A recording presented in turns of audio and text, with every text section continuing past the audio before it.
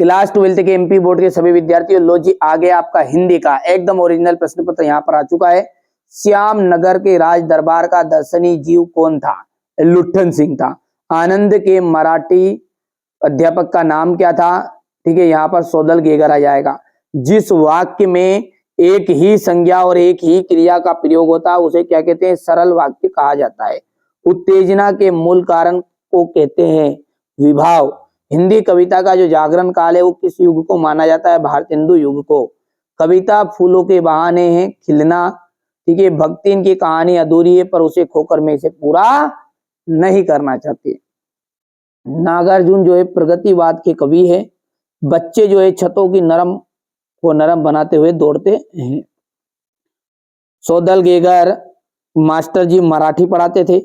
लोक प्रसिद्ध उक्ति को ही क्या कहते हैं? लोकोक्ति कहा जाता है। संदेह अलंकार में अंत तक संशय बना रहता है, ठीक है, क्योंकि उसका नाम ही क्या है? संदेह, ठीक है।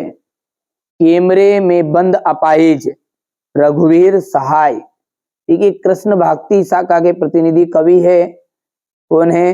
तो कृष्ण भक्ति शाखा की प्रतिनिधि कवि सूरदास। प्रगतिवाद रामधारी सिंह दिनकर।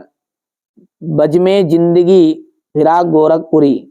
सुमित्रा नंदन पंत चित्रभाषा। अंदर बाहर शब्द युग्म। मुक्त काव्य कहा जाएगा बिहारी सत सही।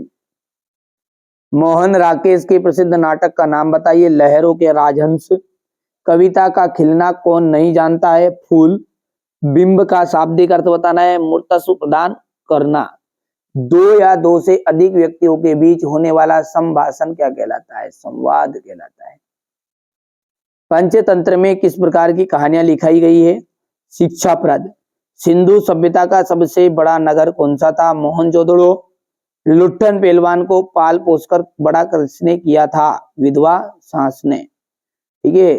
भगत जी का चूरन हाथों हाथ बिक जाता है, बिल्कुल सत्य है।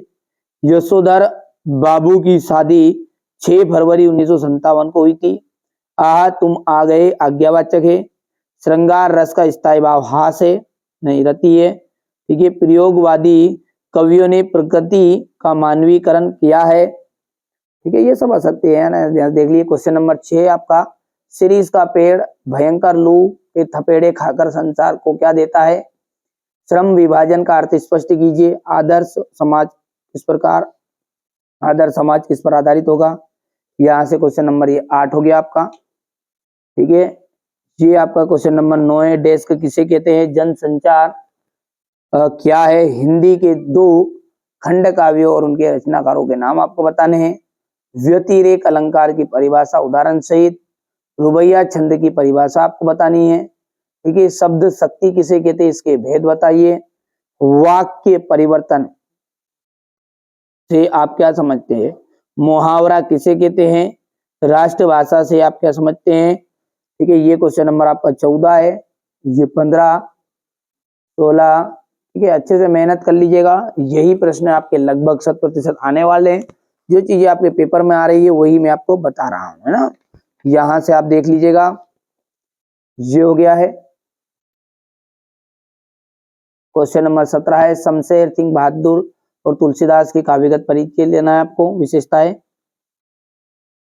2 रचनाएं भाव पक्ष साहित्य में स्थान।